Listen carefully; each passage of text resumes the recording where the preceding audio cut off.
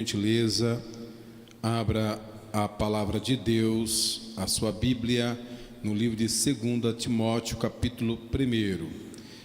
Eu quero agradecer ao nosso querido pastor Dário, que nos fez convite nessa tarde para estarmos aqui. Nosso bondoso Deus, que nos permite mais uma vez fazer menção da sua palavra. Glória seja dada o nome santo de Jesus Cristo.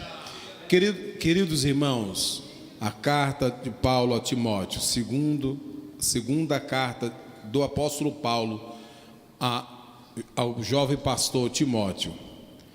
Segunda carta de Paulo a Timóteo, capítulo 1. Nós iremos ler o versículo 8 e o versículo 14 e o 15.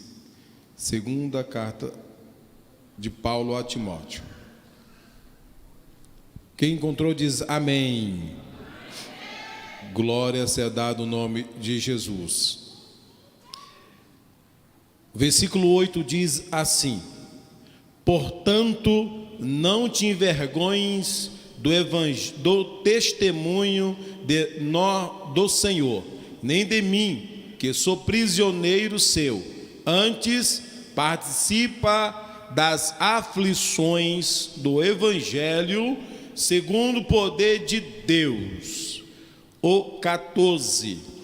Guarda aquilo que a ti foi confiado pelo Espírito que habita em nós. Bem sabeis isso, que todos que estão na Ásia se apartaram de mim, entre os quais Hermógenes. Glória seja dada no nome de Jesus. Podeis assentar, dando glória a Deus, engrandecendo o seu santo nome. Aleluia. Deus é bom e a sua misericórdia dura para todo o sempre. Meus queridos irmãos, Paulo, seus últimos momentos de sua vida, ele trouxe alguns conselhos para o seu filho na fé. E sabendo Paulo que seus dias era curto, ele então orienta o jovem pastor Timóteo como deveria ser o seu procedimento. E é interessante, para compreendermos melhor a situação que o apóstolo Paulo se encontrava, que o jovem Timóteo se encontrava, ao receber esses conselhos, precisamos entender algumas situações da época, né? É verdade que na época do apóstolo Paulo, como os demais apóstolos, pregar o Cristo crucificado e ressurreto não era fácil. Anunciar Jesus não era fácil. Até porque a maioria daqueles que seguiam o evangelho na época eram os pobres, eram os necessitados. Aqueles que serviam o Senhor na época eram pessoas que estavam em constante perseguição.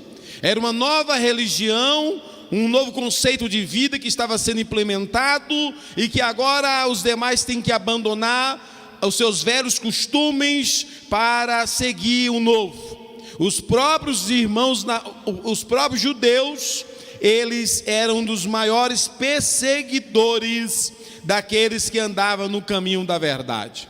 É tão certo que o apóstolo Paulo, na sua primeira prisão em Roma, ele foi uma prisão domiciliar, e a causa pela qual ele foi preso foi exatamente porque os judeus estavam cada dia caluniando, perseguindo, defamando o apóstolo e trazendo assim denúncia do apóstolo em Roma, e acabaram então prendendo o apóstolo Paulo. A sua prisão era uma prisão domiciliar, então era uma prisão mais tranquila, e Paulo ora para sair da prisão. Agora, na sua segunda prisão, diz então o apóstolo, ele escrevendo essa carta, e ele estava preso quando ele escreve essa carta, na escritura então, percebemos que o apóstolo já não tinha esperança de ser livre. É tão certo isso, que ele menciona no capítulo 4, versículo 6, que o tempo da sua partida estava próximo. O tempo da sua partida estava próximo. E ele, sabendo disso, ele manda mensagem para o seu filho e diz: venha depressa até comigo, porque não tenho tanto tempo. Mas, irmãos, imagine, o apóstolo começa então a falar para Timóteo não se envergonhar dele, não se envergonhar do evangelho e nem dele que era um prisioneiro. E ele justifica essa fala no versículo 15, dizendo: olha, porque todos os irmãos da Ásia já me abandonaram. Imagine, pense bem a situação da época. Por que Paulo estava preso? Paulo estava preso porque ele estava sendo acusado de ser um dos participantes de colocar fogo em Roma, um dos incendiários de Roma. Agora, se o apóstolo está sendo preso por isso, ele está preso esperando um julgamento, e ele já estava consciente que iria ser morto, e ele estava esperando que alguns irmãos fossem ter com ele. De forma que o apóstolo Paulo, ele vira para Timóteo escrevendo a carta e diz assim, no capítulo 4, versículo 16: ninguém apareceu na minha primeira audiência. Imagina seu irmão estando preso, sentenciado quase à morte, ele espera alguém estar com ele na sua audiência, mas ninguém comparece na audiência do apóstolo Paulo. É verdade que não era tão fácil. Não era tão fácil, porque se eu me apresentasse lá como um cristão defendendo o apóstolo Paulo, e o apóstolo estava sendo acusado de colocar fogo em Roma, qual seria a minha situação? De conivente com o mesmo, e certamente a minha sentença seria a mesma do apóstolo. E baseado nisso, baseado nessa situação que o apóstolo Paulo se encontrava, ele vira para o jovem Timóteo e diz: guarda o bom depósito. Guarda o bom depósito. O versículo primeiro que nós lemos, capítulo 1, versículo 14, então o apóstolo orienta o jovem Timóteo a guardar o bom depósito. Qual é então o bom depósito que é orientado a guardar?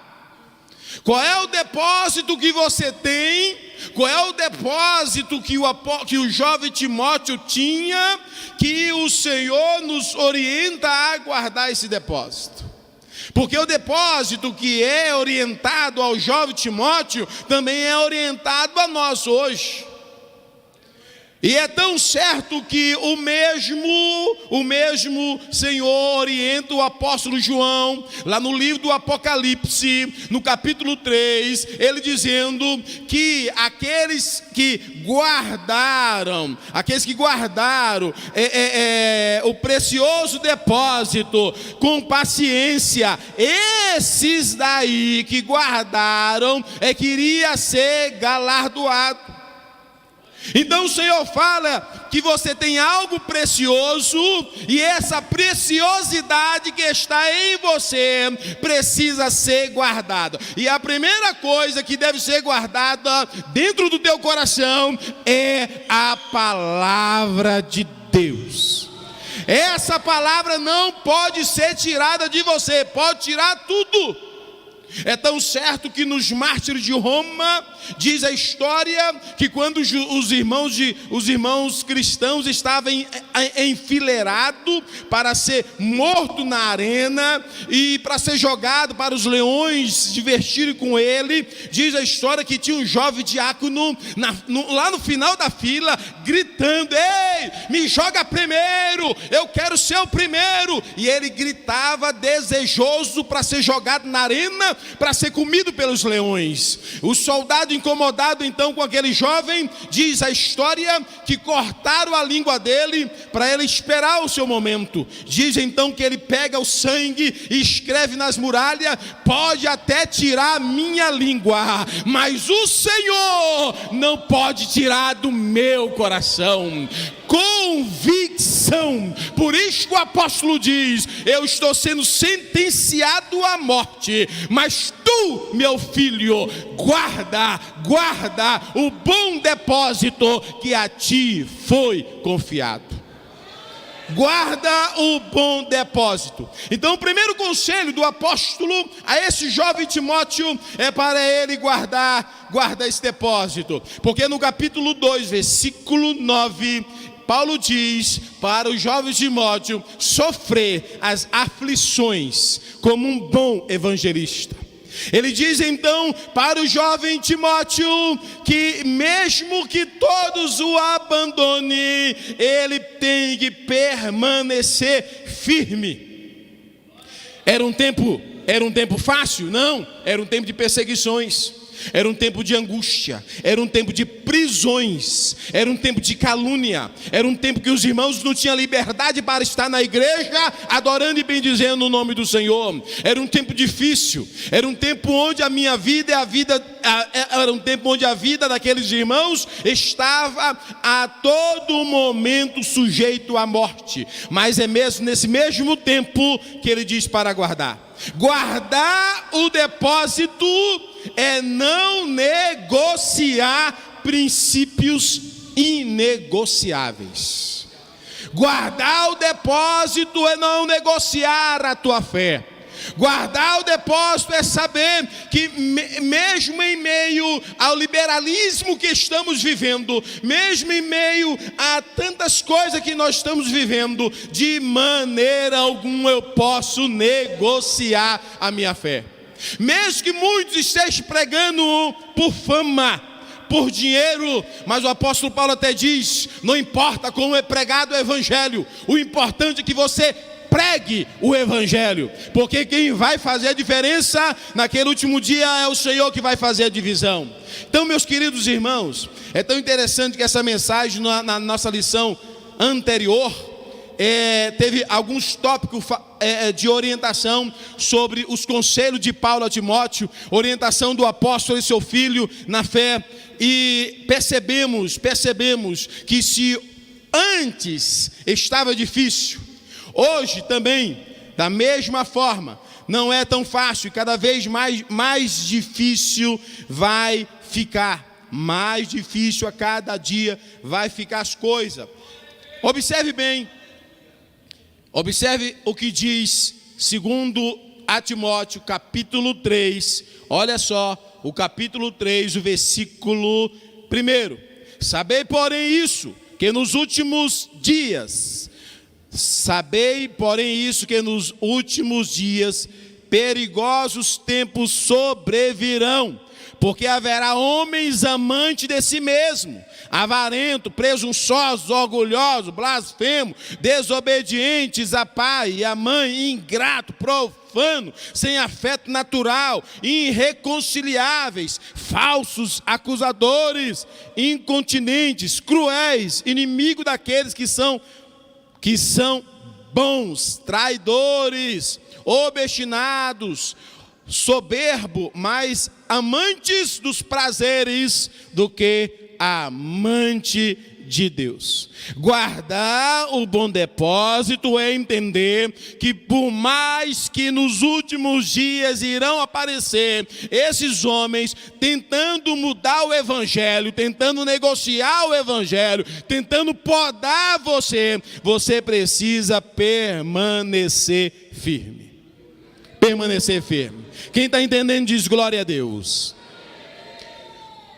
Capítulo 4, o versículo 5, olha só o que diz: tu, porém, vigiar em todas as coisas, sofra as aflições, faça a obra do evangelista, faz plena demonstração do ministério, sofra as aflições. sofra as aflições. Minhas irmãs, sofrer pelo Evangelho não é fácil, mas sabemos que antes da igreja ser arrebatada, a figueira ainda será sacudida. Nós já estamos vivendo momentos em muitos lugares, onde tantos e tantos irmãos estão sofrendo por amor ao Evangelho. A cada dia percebemos que cada vez mais o cerco está sendo montado contra a igreja do Senhor. Porque as pessoas odeiam a igreja, não simplesmente por odiar, mas porque Cristo é o Senhor da igreja. E o diabo odeia então a igreja, e você é o alvo. Então você, como servo do Senhor, tem que saber que em meio a tudo isso, você vai passar por aflições.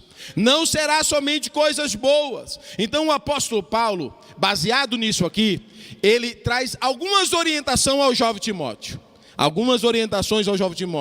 O capítulo 3, o versículo 4, diz assim: traidor, obstinado, soberbo, mais amante dos prazeres do que amante de Deus. Aí o apóstolo Paulo diz: olha, você tem que ser como um soldado. E como um bom soldado que você é, você tem que militar, você tem que se posicionar, não de conformidade com esse mundo, mas de conformidade com a palavra de Deus.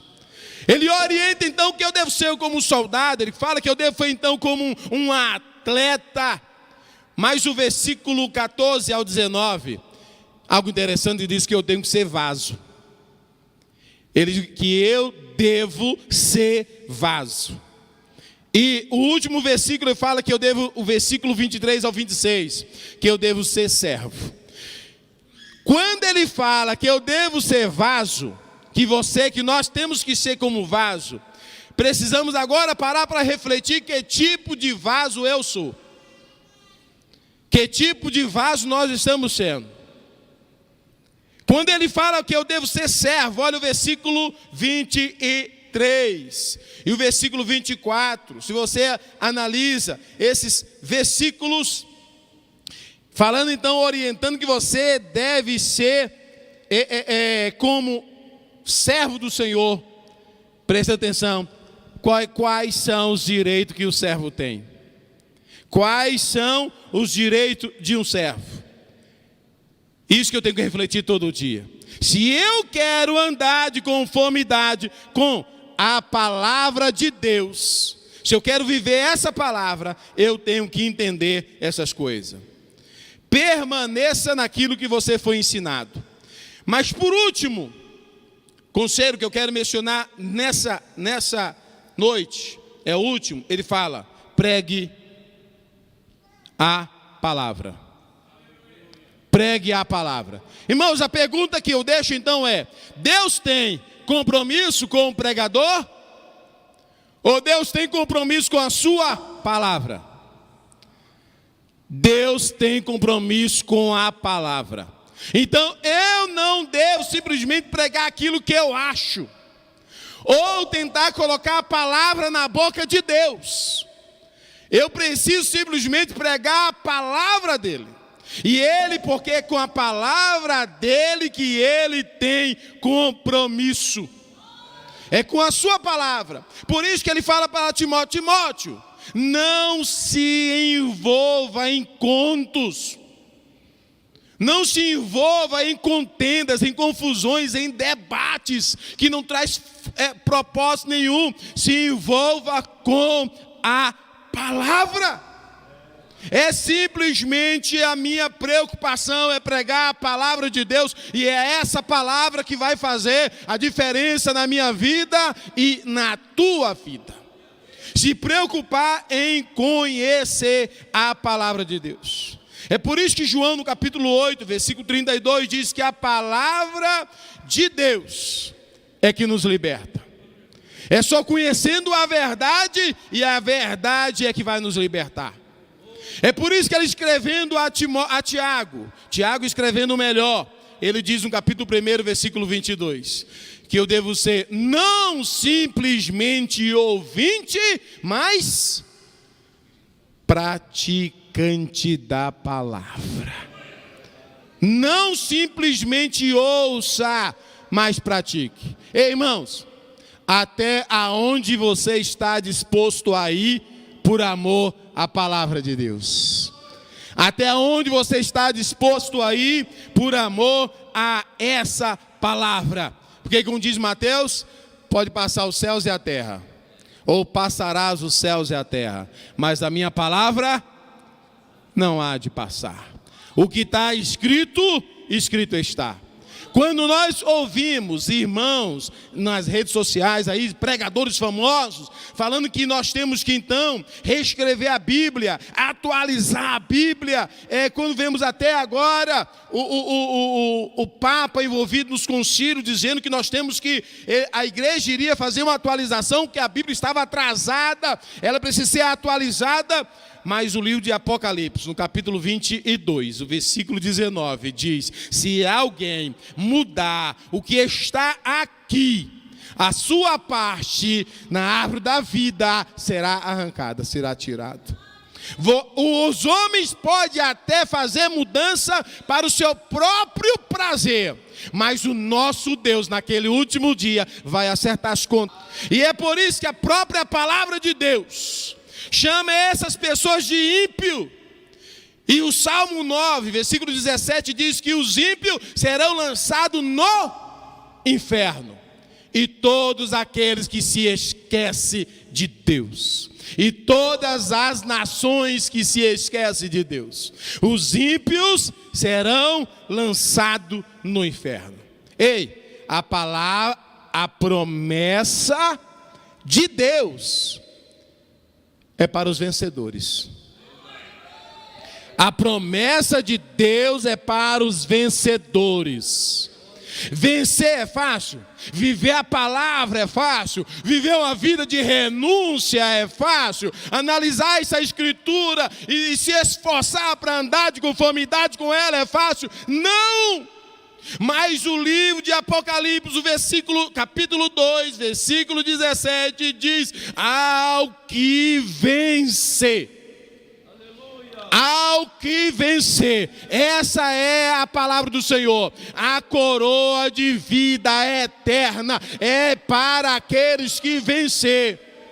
Não importa, irmãos, aqueles que dizem para você. Não importa aquilo que você ouve lá fora. Não importa. O apóstolo Paulo diz para o jovem Timóteo: permaneça naquilo que tu aprendestes. Permaneça naquilo que você foi ensinado. Permaneça. Meu querido irmão, é tão interessante que você vê pessoas assim, hoje vivendo de uma forma, aí muda para determinado lugar ou igreja, muda totalmente a sua forma de ser. Hoje anuncia briga, anuncia tantas coisas. Eu conheci um determinado jovem, isso é um bom tempo atrás, irmão, congreguei com ele. Ele, nessa época era proibido TV em casa. Tem muito tempo, né? Era proibido ter TV em casa. E ele brigava com a mulher dele, que não podia ter TV com os filhos, a mulher queria, já a igreja já estava liberando. E um belo dia ele muda de congregação. A primeira coisa que ele fez foi comprar uma TV gigantesca. Não adianta simplesmente eu querer viver por aparência, para mostrar para o meu vizinho. Eu tenho que deixar que a palavra de Deus entre no meu coração. E o grande problema dos homens, sabe qual é? É os homens querendo transformar homens. Mas é a palavra que nos transforma. É a palavra que nos muda.